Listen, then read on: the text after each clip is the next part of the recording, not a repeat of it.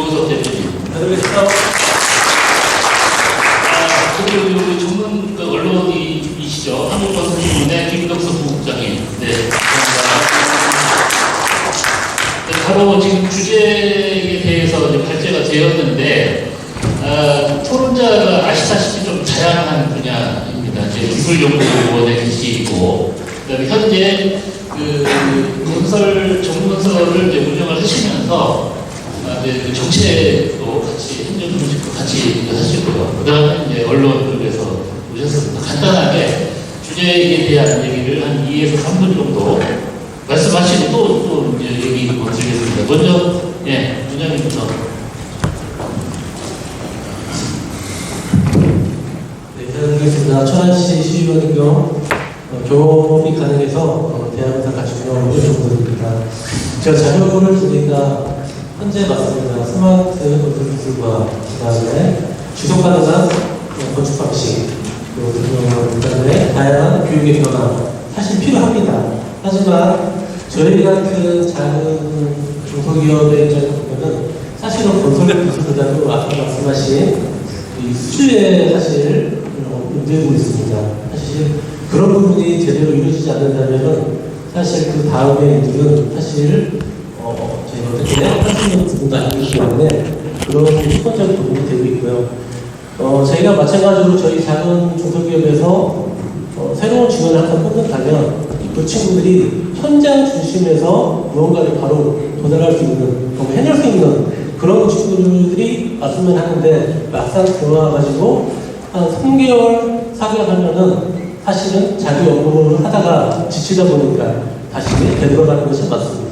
이런 부분이 좀 학교에서 먼저 현장 위주 실습을 좀 먼저 보내가지고 한 6개월 정도 보내가지고 교육을 시켜가지고 바로 산업 현장에 투입이 돼가지고 바로 이루어졌으면 하는 바람이 큽니다. 네, 이상입니다. 네, 감사합니다. 실제 현업에서 이루어지는 애로사항 구체적으로 말씀 주셨고요. 예. 롯데건설기술연구원 성공원 원장님. 예. 네, 안녕하십니까. 롯데건설기술연구원 연구원장하고 성공원입니다. 제가 여기서 문제 양성 부분에 대해서 말씀을 드리는 부분보다 산업에 종사하는 입장에서 어떤 문제가 기업에서 하려는 문제가 정의하는 게 맞지 않을까 싶습니다. 사실 기업 관점에서, HR 관점에서 조직의 유재상은 조직 가치 수용 그리고 능력 성과 두 가지 측면에서 문제를 평가합니다.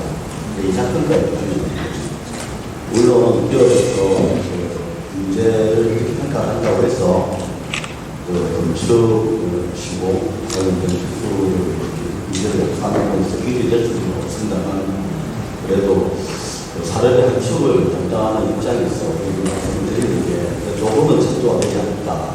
그래서 기업 입장에서 말씀드리려고 합니다. 보통 이 기업에서 말하는 말씀드렸다시피 능력, 그리고 성과, 그리고 잘 되는 사람, 그리고 조직 가치를 어떻게 수용을 하는가. 그래서 조직 가치 수용으로 보면 평가를 한데 혹시 차이도 있겠지만 두 가지 부분에서 평가를 해요. 능력 그리고 성과 연산에 다시 우리가 보편적인 가치를 배우고 학습을 하고 그리고 여기다 능력을 감량을 통해서 주로 개인의 자질에 따라서 주로 성과를 개인의 차이에 따라 다를 수는 있지만 기업의 가치를 어떻게 수용하느냐 이 부분에 대해서 다른 생각할 필요가 있을 것 같습니다. 이 가치라는 게 조직이 어떤 가치의 척도를 정해준다고 한다면 그 가치를 따라가고 쫓아가고 할 수 있겠습니다. 좀 기업에서는 그 가치를 쫓아가는 사람을 기자라고 정의하지 않습니다. 무슨 말이냐면 가치 수용도를 충분히 만족한다고 하더라도 그 부분은 그 가치를 충분히 수용하는 직원들이 평가하지 그 가치 부분에 대해 가지고 충분히 그 가치를 만드는 사람을 평가를 한다는 거죠. 우리가 기업에서 문제를 본다고 하면 기업이 많아진 상황에서 보면 예를 들어서 경영을 잘하는 사람 10만 명, 머리가 잘 구수한 1명, 그리고 창조적인 소수 이런 분들은 대부분 가치를 주는 게 아니라 가치를 창조하는 사람입니다. 그런 그 사람이 실제로 기업 운영을 잘 못합니다. 기업에서 다른 사람들이 또는 이 가치 부분에 대해서는 우리가 어떤 그 가치를 추구하고 또 만드는 사람을 키워낼 것인가 이 부분에 대해서 앞서서 교수님 설명에서 현대자치부는 불확실한 미래에 대한 트렌드를 연구시키고 하는 학설을 가지고 문제를 만드는 부분에 대해서 말씀을 하셨는데요. 사실 이 부분에 대해서 답은 없는 것 같습니다. 하지만 이런 부분에 대해서 우리가 가치를 만드는 문제를 어떻게 양성할 것인가에 대한 부분에 대해서는 또 합리적인 부분에 대한 도리와 여러 자리에 가는 부분이 우리가 있는 것 같습니다. 네, 네, 서영균 위원님 감사합니다. 이어서 바로 기자님인데. 안녕하세요. 한국건설신문 김덕수 부국장입니다. 반갑습니다. 이한준 위원님께서 초청 주셔서 특별히 감사드리고요. 그 다른 토목학회나 건축학회보다는 저는 그 건축신호학회 행사를 가장 깊게 생각하는 특별한 학회라고 생각하고 있습니다. 오늘 이곳에 오니까 김무환 교수님하고 한청 교수님이 딱 보이시는데 한 20년 된 것 같습니다. 그동안 많이 관계를 가지면서 많은 조언을 해주시고 건설 산업이 나가야 될 방향을 20년 전부터 많은 조언을 해주셔가지고 국내 건설 산업이 과거 20년 전 100조 시장에서 지금 현재 200조 시장으로 많은 성장을 이루었는데 학계에서 훌륭한 분들이 많이 계셔가지고 건설기가 나가야 될 방향에 대해서 많은 조언을 해주셔서 이 자리까지 오지 않을까 생각이 듭니다. 저는 언론사에 있으면서 많은 분야를 담당을 했었는데요. 건설 자재라든지 부동산, 공사 계약 제도 전반에 대해서 담당을 하면서 올해 25년 차를 지내고 있는데 22년 11월 달에 스마트 건설 교회라는 단체를 만들게 됐습니다. 현재 한 400개가 정도 참여하고 있고요. 제가 스마트 건설 교회를 단체를 만들면서 건설업계하고 스마트 기술업체들의 파트너십 형성을 위해서 지금까지 이렇게 세미나를 진행해왔습니다. 그리고 그 세미나를 통해서 두 번째로 제가 많은 심려를 기울여서 유튜브를 하나 개설하게 됐어요. 그래서 실제 사례를 통해서 제가 또 그 말씀을 드린다고 하면 유튜브에 스마트 건설 코리아라는 제목으로 검색이 됐는데요. 한 번씩 한번 검색 한번 해주시죠. 스마트 건설 코리아. 말씀을 드리고 싶은 거는 학계에서 학생들을 통한 교육을 통해서 건설업계가 필요한 인재를 양성을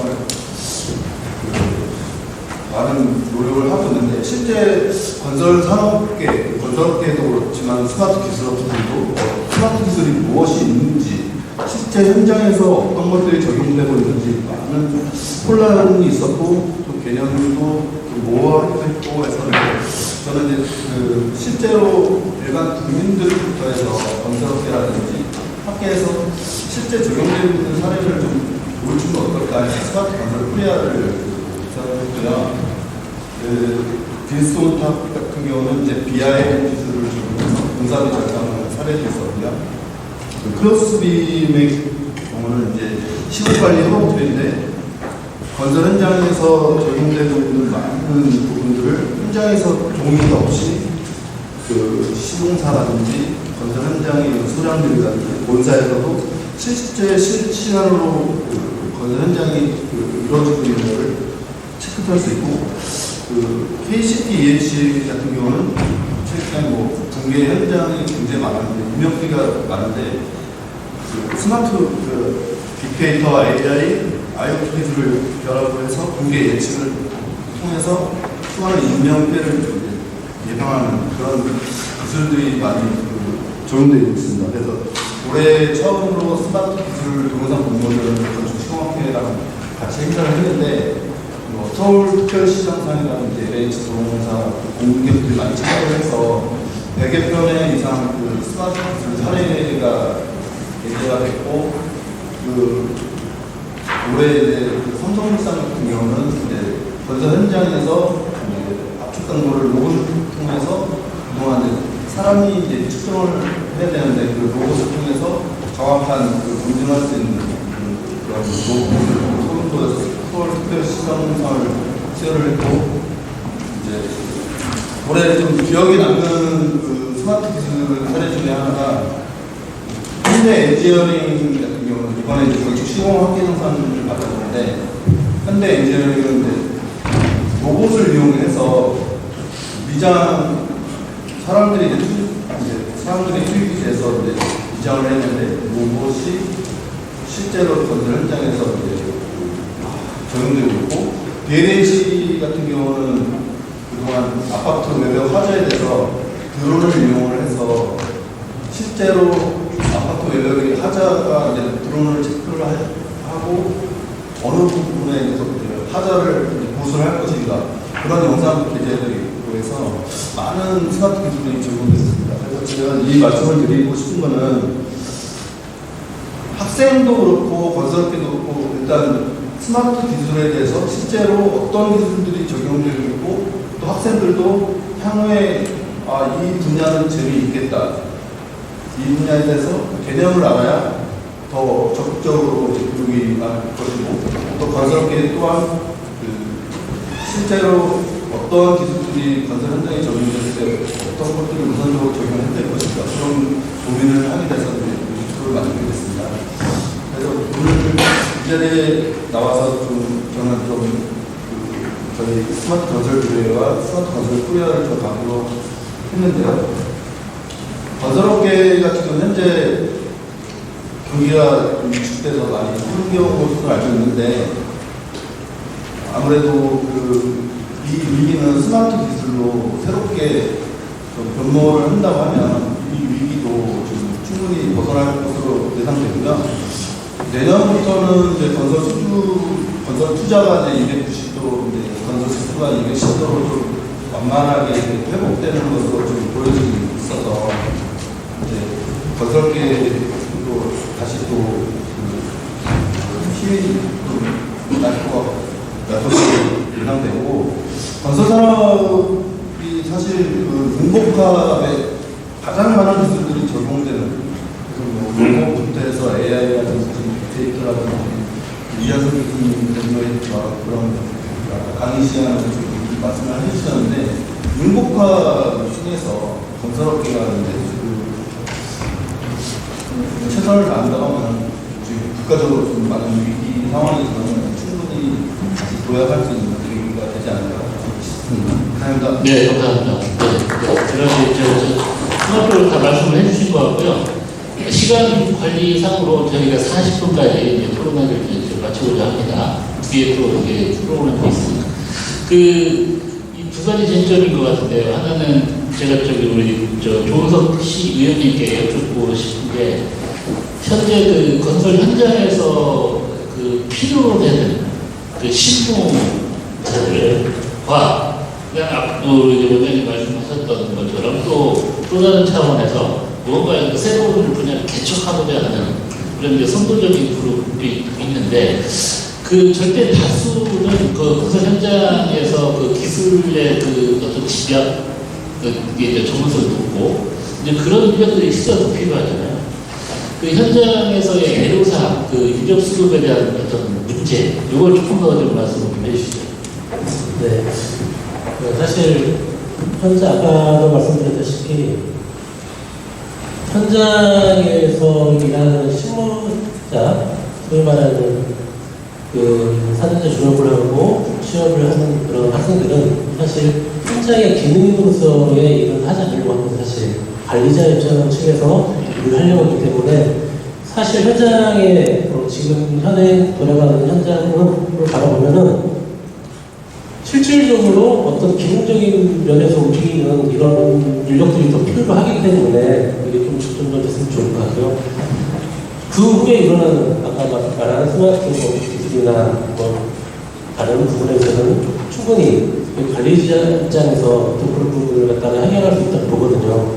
근데 진짜 지금은 현재까지라도 필요한 부분은 그 모든 부분을 다 바라봤을 때 현장에서 실질적으로 자기가 시킬 수 있는, 자기가 같이 동참할 수 있는 작업들하고 원활한 원만관계를 이끌어내면서 현장을 꾸려가는 이런 인력들이 현재는 필요하다고 봅니다. 네, 역시 이제 그런 좀 뭔가 이제 발전이 되면서 첨단의 선도적인 스마트 건설 기술과 더불어서 현장에서 이제 직접 생산에 관여되는 전문 기능 인력들에 대한 괴리가 좀 있는 것 같고요. 그래서 이것을 사람이 메꿀 거냐, 아니면 기술이 메꿀 거냐, 로봇이 메꿀 거냐, 그런 차이가 있는 것 같습니다. 이제 그런 관점에서 좀 우리 원장이 롯데건설에서 앞으로 그런 것들이 이제 현장이 크던 작던 애로사항은 똑같을 거라고 보는데 어떻게 전망하고 계시는지. 네. 인력 수급 문제는 산업 전반에서 드러나는 문제일 수 있을 것 같아요. 단순히 우리가 기술력이 부분에서 인력을 배치할 수 있는 기계나 뭐 AI와 같은 소프트웨어 툴이 나온다고 하더라도 인력을 배치하는 부분은 당장 쉽지는 않겠죠. 그것도 가장 중요한 것 중에 하나가 인력과 관련된 정책을 가지고 있다고 봅니다. 정책이 수반되지 않는 노동 환경 부분에 대한 정책이 수반되지 않는 부분은 사실 그 부분을 내가 이야기하기가 쉽지는 않습니다. 기술의 요소를 보면 기술 같은 경우는 여사 예로 새로운 기술이 만들어지면 기술 우위에 실질적으로 그 기술이 좀 불편하면 실제로 소비자 기술 엔드 유저 쪽으로 기술을 100번이 넘어가야 되는데 우리가 지금 어떤 첨단이기 때문에 기술이 많이 만들어지고 변화의 중심이 있기 때문에 기술을 많이 물려하는 것 같습니다. 대기업 입장에서는 기술 부분에 대한 긴 낙목을 가지고 장기적으로 투자를 하려고 합니다.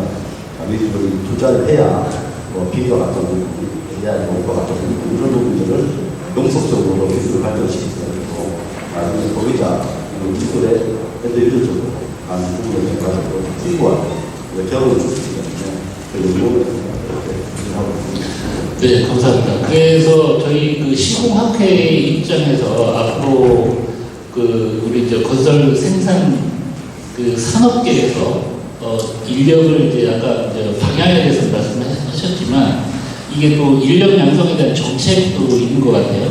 근데 그것은 이제 어제도 우리 좀 얘기했었는데 이제 산업인력 관리 차원에서 양성 기술자를 어떻게 인정해주고 양성해야 되는가 그런 부분이 좀 있었는데 임남기 전 회장님께서 시공기사, 건축기사, 그 다음에 구조기사 이렇게 얘기했는데 지금 현안에 대한 문제점과 대책에 대해서 간단하게 좀 의견 좀 주시면 좋겠습니다. 요거 마이크 예고 쓰시면. 예, 공장입니다. 간단하게 하는 문제가 아닌데 좀 복잡합니다만은 현재 우리 아쉽게도 학생들이 건축 분야를 지원을 많이 안 합니다. 그러다 보니까 항상 성이 떨어져서 시험을 응시하는 사람들이 문제 풀이가 어려울 정도로 있는 상황에서 한 15년 전에 구조 쪽에서 이제 구조기사를 만들려고 하다가 구조기사를 만들면 구조기술사의 능력을 뭐랄까요, 침해하려고 침묵한다고 해서 그때의 구조문제를 건축기사 2차에 집어넣었습니다. 그래서 현재 상당히 어려운데 지금 원래 다시 구조기사를 만들기로 거의 확정됐어서 거의 이제 토론회 끝났고 아마도 내년부터 할지 그 다음에 해야 할지 모르겠는데 그때 옛날처럼 건축기사, 시공기사, 구조기사, 설계기사 따로 나눠서 그 분야에서 그 분야만 시험책이 만들어주면 좋겠다. 그래서 실질적으로 그런 분야이고요. 두 그건 잠깐만 말씀드리면 지금 우리가 그 대학교가 옛날에는 장학탄이라고 해서 공무원이 있습니다. 지금은 취업학원이 되고 있습니다. 취업학원이 되는 것이 맞는지에 대한 아무도 모릅니다. 실질적으로는 대학교에 있는 사람들이 공부만 하시는 분이 많기 때문에 이분들에게 취업하는 거와 똑같이 할 수 없습니다. 나라 잘못한 겁니다. 그렇다면 결정적으로 할 수 있는 방법은 지금부터 은퇴하시는 분들이 아직도 경기 왕성하고 능력이 있으시니까 그분들을 활용해서 대학을 졸업하면 한 3개월이든 시공한 사람 시공 가르치고 구조적으로 흡주를 해서 그 사람들이 기본 베이스를 좀 갖춰나가는 방법을 하면 좋겠다 이런 말씀을 드립니다. 이상입니다. 네, 감사합니다. 네, 앞으로 인력 양성에 대한 여러 가지 현안은 이제 오늘 그냥 간단하게 끝낼 부분은 아니고 지속적으로 해야 될 얘기인데요. 또 우리 플로어에서 우리 저희 원로 교수님이 김만 교수님께서 이제 한번 말씀을 좀 해주신 것 같습니다. 한양대학의 이한승 교수님, 충남대학의 김규영 교수님, 한국 교통대학의 이관철 교수님 나오시고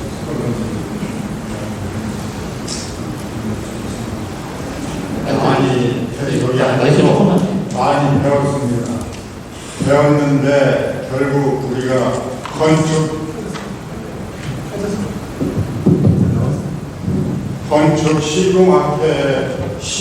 시공학회라는 이 카테고리가 지금 여러분들이 발표한 그 내용을 전부 하기에는 상당히 어려운 것 같습니다. 그래서 대개 되게 경영학을 공부하러 오는 사람들이 굉장히 많습니다. 저도 경영학 석사를 땄지만은 그래서 우리가 앞으로 좀 생각해야 될 것은 우리가 언제까지 건축 시공학회만을 가지고 이 학교를 운영할 것이냐. 건축 생산공학회라 하고 좀 더 지금 이한승 교수님을 비롯해서 김규영 교수님, 이건철 교수님이 발표하신 그러한 모든 카테고리를 할 수 있는 이러한 학회명을 갖다가 오늘 제가 바꿔은 해야 될 것 같고 그래서 이 말씀을 드립니다. 그래서 바로 여기서 발표하신 모든 분들의 생각을 포함할 수 있는 이러한 학회의 명칭을 다시 한번 생각해 보는 것이 좋지 않느냐. 건축 시공이라는 것은 우리의 7, 80년 전에서부터 지금까지 각 회에서 쓰던 이건데 너무나 이 모든 것을 하기 위해서는 어렵습니다. 그래서 우리가 건축 생산공학회라는 이러한 학회로 명칭을 바꿔서 여러분들이 주장하는 그러한 모든 것을 새로운 시대에 발표할 수 있는 이러한 것을 했으면 좋겠습니다. 죄송합니다.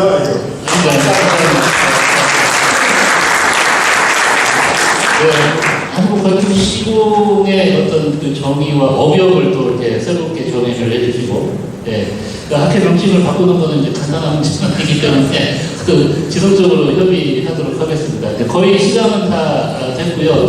조금 더 논의를 해야 되는데 이제 또 수상 하시는 분들도 기다리고 계시고 또 후속으로 또 프로그램이 있어서 오늘 다 하지 못하는 얘기는 저희가 내년에도 학술 대회를 거쳐서 지속적으로 인재 양성에 대한 어떤 포럼을 계속 논의하도록 하겠습니다. 오늘 참여해주신 발제자, 토론자, 그 다음에 여러분들 좋은 말씀을 해주셨고요. 박수로서 프로그램